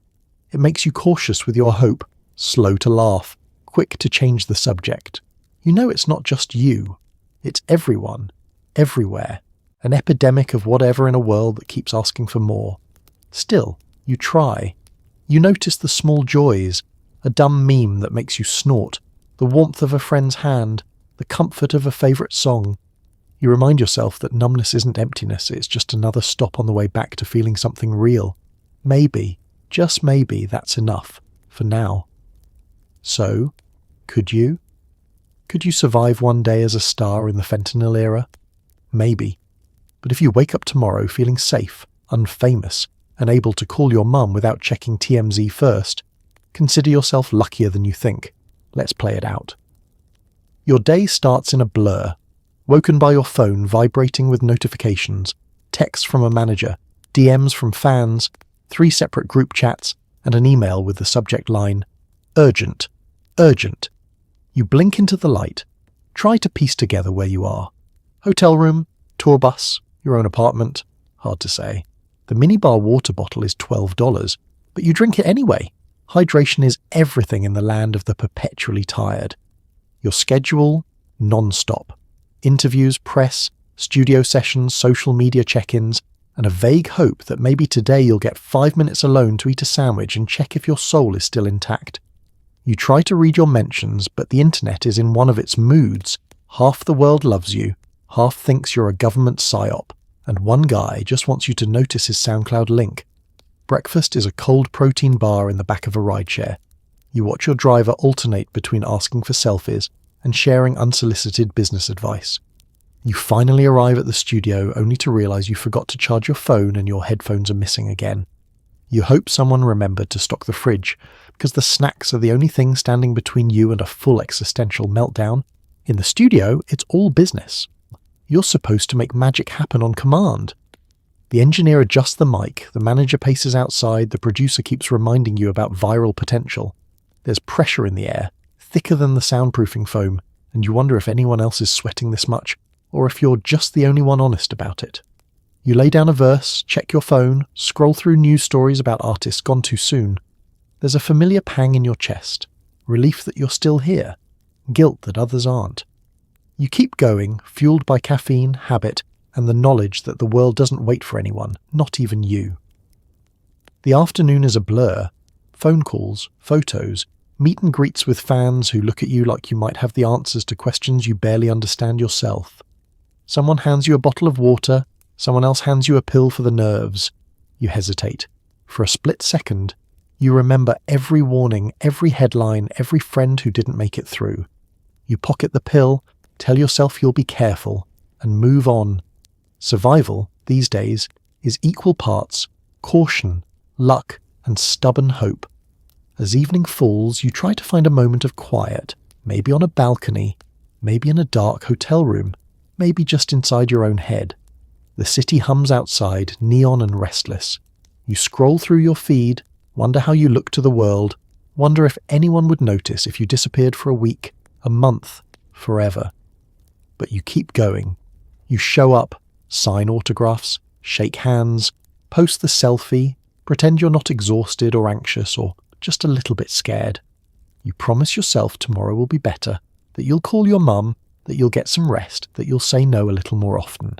And if you wake up tomorrow, if you make it through another day in the spotlight, in the crosshairs, in the impossible tangle of fame and fear, consider it a victory. Because it's not easy. It never was. The world may envy your life, but they'll never know the half of what it takes to live it. So, could you survive a day? Maybe. But if you don't have to, if your phone is quiet, your schedule is your own, and nobody cares what you had for breakfast, congratulations. You just won the lottery and you didn't even have to buy a ticket. You check into rehab again. The staff know your name, your favourite snack, your least favourite therapy exercise. They hand you a journal and a bland muffin. Here, recovery is a group project, and everybody's got a platinum record and a story that could make a therapist weep. The vending machine is out of M&Ms, hope is rationed, and relapse lurks like paparazzi in the parking lot. It's all routine by now. You sign the forms, nod through the orientation, try not to roll your eyes when they talk about the healing power of gratitude. You're handed a schedule, group therapy, one-on-ones, yoga, meditation, something called artistic expression hour that's really just colouring with overpriced markers. The walls are painted an anxious shade of pastel. There are inspirational quotes everywhere, all mysteriously attributed to Anonymous. If medieval monasteries had Wi-Fi and smoothie bars, they'd feel a lot like this. Your fellow residents are a greatest hits album of the industry's broken dreams. There's the ex-child star who once sold out stadiums and now just wants to be left alone with their Sudoku. There's the EDM producer whose phone still vibrates with requests from managers who can't wait for the comeback. There are models, writers, actors, a guy who swears he invented a viral dance nobody remembers. Everyone's famous enough to get a decent spot on TMZ, but not enough to have their own private wing. Mornings start with group check-in, everyone sharing how they slept, what they're grateful for, and whether they're still angry at whoever took the last chocolate pudding. You keep your answers short, fine, coffee, always, and try to avoid eye contact with the one guy who keeps quoting the Stoics before breakfast. The staff, trained in equal parts therapy and crisis PR, are endlessly patient. They've seen it all. The relapses, the blow-ups, the weird celebrity requests for only blue Gatorade. You're part of the system now, another name on the chart, another story in progress. Therapy is a parade of metaphors and uncomfortable truths. You talk about triggers, boundaries, self-worth, all while sitting on a beanbag chair that smells vaguely of regret. You write letters to your past self, never your future self because that's too optimistic for week one. You paint your feelings, sometimes literally, sometimes just in the way you slam your locker after a bad session. Meals are a lesson in humility. Bland chicken, mystery vegetables, and the kind of salad that makes you miss gas station burritos. You sit at long tables, swapping stories with people who know exactly how it feels to have their worst day become public property. Conversations swing between darkly funny and heartbreakingly honest. Remember that one time at the VMAs is often followed by, "Yeah, I was in detox that week." Some days, hope sneaks in. A new friend, a song you write in the rec room, a therapist who actually listens. Other days, relapse feels like the only thing on the menu. You watch people come and go, cycling through the system like it's a revolving door. You start to understand that getting better isn't a destination, just a direction. The staff clap when you hit a milestone, but you know the real victory is making it to lights out without Googling your own name. Rehab for celebrities is a weird echo of tour life. New faces, strict schedules, the sense that you're both too seen and never really known. You miss your privacy and your chaos in equal measure. But you also find a strange comfort here, among people who get it, who laugh at the same absurdities and cry over the same losses. As you write in your journal, you wonder if this time will be different. You hope so. You hope the revolving door slows down, or at least spits you out somewhere a little softer. For tonight, though, you finish your bland muffin, skip the vending machine, and hold on to the hope, however rationed, that maybe, just maybe, tomorrow will be easier. You try to sneak out for a midnight takeout run. Wrong move. Flashbulbs burst.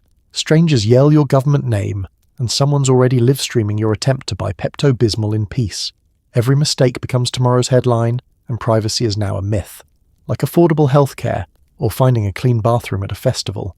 You keep your hood up, sunglasses on, never mind that it's dark and you look like you're starring in a documentary about nocturnal mammals. You just want a snack, maybe a little dignity, maybe 5 minutes when nobody expects you to pose, explain, or inspire. Instead, you get a crowd. They appear out of nowhere, phones held high, every angle covered. You thought you'd mastered the art of blending in. The world disagrees. The first question comes before you even reach the salsa bar. Are you really you? Next, someone asks for a selfie. It'll just take a second. Except it never does. It's never just one photo. Now it's a group shot, a candid, a say hi to my cousin, video, and a blurry close-up that will be posted to 6 different platforms with 7 different filters. Someone drops your real name, the one you haven't used since high school, and you wince, knowing it'll be in the captions by morning.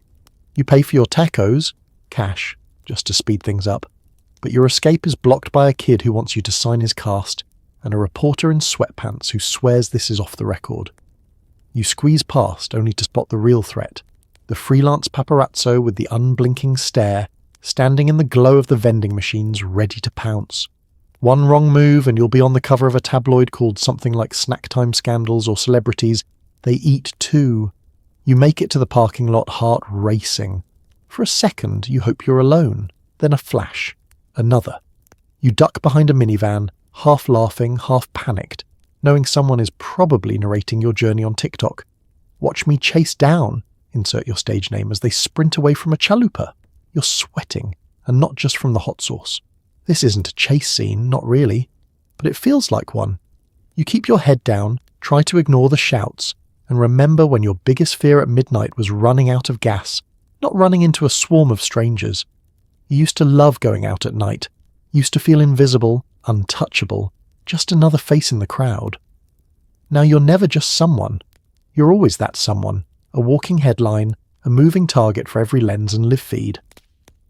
The aftermath is always the same. You get home, close the curtains, check your phone, and see yourself everywhere. Your taco order is dissected. Why mild salsa? Your hoodie is judged. Is that last season? And someone has already decided you looked stressed, upset, or clearly hiding something. You laugh, because the truth is boring. You just wanted a snack and maybe a little relief from the world's gaze. There's a part of you that misses anonymity more than you miss sleep. You fantasize about shopping at Target in peace, going to the movies without a disguise, or buying Pepto-Bismol without commentary. You envy medieval peasants, whose worst-case scenario was being gossiped about at the market, not having their indigestion become a trending topic. Still, you play along sometimes. You sign autographs, smile for photos, wave at kids who only know you from YouTube. Most people are kind, just excited, just hoping to share a moment. But every flash reminds you that fame is less about being known and more about never being able to hide. You finish your tacos alone, lights dimmed, wondering if tomorrow's headline will get your order right. In the end, the price of midnight snacks isn't just $12 at the register, it's your privacy, your peace, and a tiny slice of normal that you might never get back. A week after the funeral, your face is on t-shirts, candles, Funko Pops. Your old tweets are analysed like Dead Sea Scrolls. Companies launch tribute drops with a portion of proceeds maybe to charity. Your legacy is one part heartfelt tribute, one part limited edition hoodie, and it all feels as surreal as the lyrics you scribbled on the back of a napkin. The posthumous marketing machine is fast, almost suspiciously so. Before your flowers have wilted, there are billboards with your most inspirational quote, possibly misattributed, playlists curated with care and a hint of cash grab, and commemorative action figures with heads slightly too large for their bodies. Your inbox, if you could check it, would be full of brand managers and distant relatives pitching the next big memorial collab. Would you have wanted your face on a reusable water bottle? Is a question nobody ever asked you, but here we are. At first, it's flattering, proof that you mattered, that your music and memes live on, that people want a piece of your story. But it gets weird quickly. Limited edition sneakers in your name drop at midnight, selling out in minutes and reappearing on resale sites for 5 times the price. There's a tribute candle scented like melancholy citrus. Someone organises a charity concert, but nobody can agree on which charity, and 3 sponsors are just here for the photo op. Your lyrics get laser etched on jewellery, printed on pillows, and used as captions for selfies by people who definitely never made it past your most popular song. There are tribute murals painted in places you've never visited, hashtags that spell your name wrong, and a signature font someone designed by tracing your old set lists. Every tribute drop comes with a countdown, a marketing blitz, and a promise that a portion of proceeds will go to a cause close to their heart. Which cause? Well, that's to be decided, right after the inventory clears. Meanwhile, your fans are torn. Some want every piece of merch, every box set, every vinyl reissue. Others grumble about selling out, wishing the world could just mourn without a checkout button. Social media erupts with debates over whether a tie-dye hoodie honours your spirit or exploits your memory. Somewhere, an influencer posts a teary unboxing video for the Legacy collection, and your DMs fill with requests for just one more drop. Old tweets resurface, quoted like sacred text. Did you see what they posted in 2014? Someone asks, as if the answer to everything is hidden in the archives. Your jokes, your late-night rants, your snack preferences, all become lore, clues to what you really meant. The internet has turned you into a puzzle, a prophet, and most marketably, a brand. You wonder what medieval kings would think. Back then, they just got a statue, maybe a plague named in their honour. Now, you're immortalised on pint glasses, varsity jackets, and NFTs shaped like your favourite shoes. It's a legacy, sure, but one with a suspiciously high shipping fee and a no-returns policy. But beneath the noise, there's something real. The kids in thrifted hoodies singing your songs in a parking lot. The friend who lights a tribute candle on the anniversary and actually remembers the person, not just the playlist. The handful of true fans who buy the merch not for status, but to keep a little piece of you close on hard days. For them, the hoodie is armour, the candle a small comfort, the lyrics a reminder they're not alone. Legacy, it turns out, is messy. It's memory and marketing, grief and gold foil, real love and really awkward Funko Pops. You didn't get to choose how the story ends or how it's sold. But somewhere in the swirl of tribute drops and gilded hoodies, there's a heartbeat, messy, human, and absurdly sincere. And maybe, just maybe, that's enough to keep your memory more than just a brand. The whispers start early. Will you make it past 27? Everyone knows the names, Jimmy, Amy, Kurt, and now yours gets nervously added to the list. Every birthday feels like a countdown clock, a meme, and a challenge from the universe. You try to laugh it off, but the jokes aren't funny when you're the punchline. You start noticing the pattern around 24. Maybe it's an offhand comment in an interview. Maybe it's your label rep joking, hey, just don't go full Hendrix, okay? Maybe it's the way friends and fans trade trivia about the cursed age, rattling off legends who burned too hot and left too soon. At first, it feels like a badge of honour, proof you're in the club, that you've made it far enough for anyone to worry. But the more people bring it up, the heavier it hangs over you, a deadline you never asked for. Your birthdays change. What used to be an excuse for cake and chaos is now shadowed by a weird, shared anxiety. Your manager insists on keeping things low-key. Friends text you confetti emojis and you got this, as if you're running a marathon through a minefield. Your inbox fills with well-wishes that read more like warnings. Stay safe tonight, don't go too hard. We need you around, bro. Even your family starts getting weird about it. Your aunt, who still calls you by your childhood nickname, suddenly reads up on musician wellness and forwards you articles about meditation and green smoothies. There's a weird math to it all. You compare your age to the greats, measure your discography against theirs, count down the albums, the hits, the wild stories. Fans in comment sections do it for you too, listing your achievements next to the names on the infamous roll call like you're competing in a tragic Olympic event. You're our generation's insert legend here, someone says, and you wonder if they're celebrating you or writing your eulogy in advance. You laugh about it, because that's the only way to keep the existential dread at bay.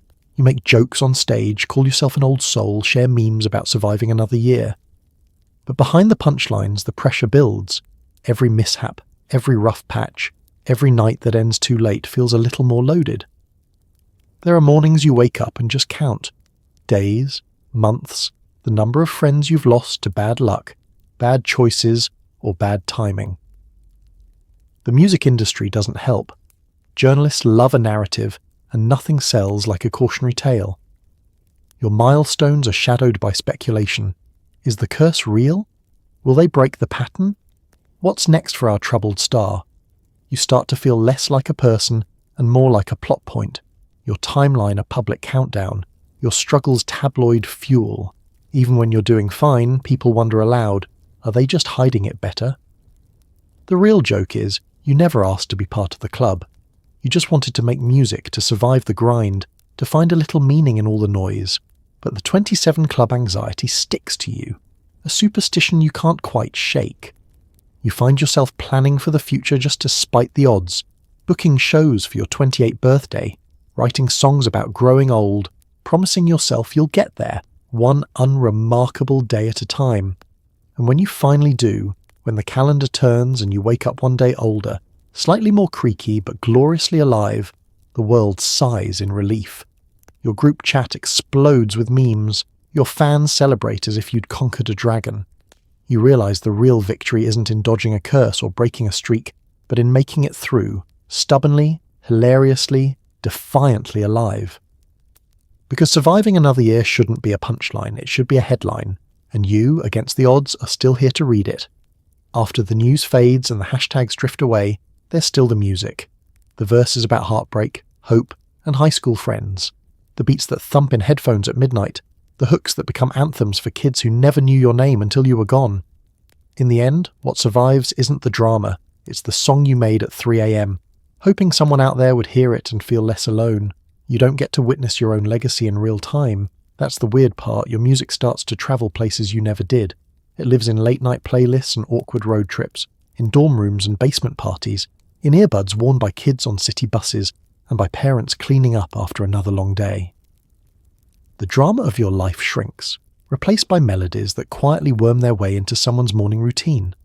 For a while, people argue about you. They tweet, post, and speculate.